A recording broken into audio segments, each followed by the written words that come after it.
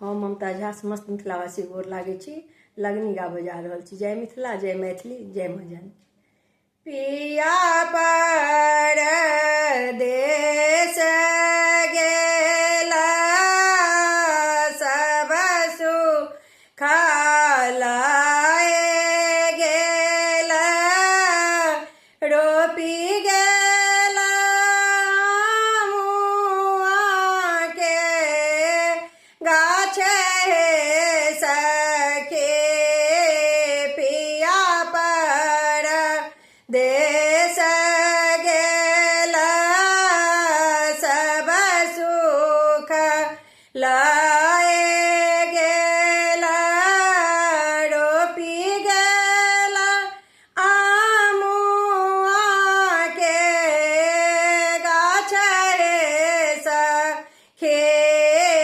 फरय पाकय आमुआ अधरस चोबे गेला, कते दिन रखब जो गाई हे सखी। फरय पाकय आमुआ अधरस चोबे गेला, कते दिन रखब जो गाई हे सखी। नामी नामी के सिया मोरा जीवक जाना जाला भेला, अधिका सुरत जीव अकाल हे सखे। नामी नामी के सिया मोरा जीव के जंजाल भेला, अधिका सुरत जीव काल हे सखे।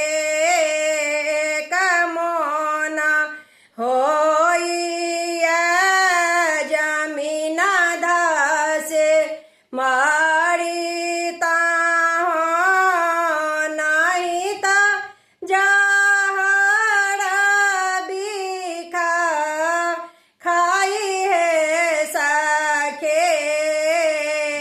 कमोन होइए जमीन धसे मरिता हो, नहीं त जहर बिखा खाई हे सखे। के मोरा एही जग में हित माना होयत, पिया भेला डुमरी के फूल हे सखे। के मोरा एही जग में हित माना होयत,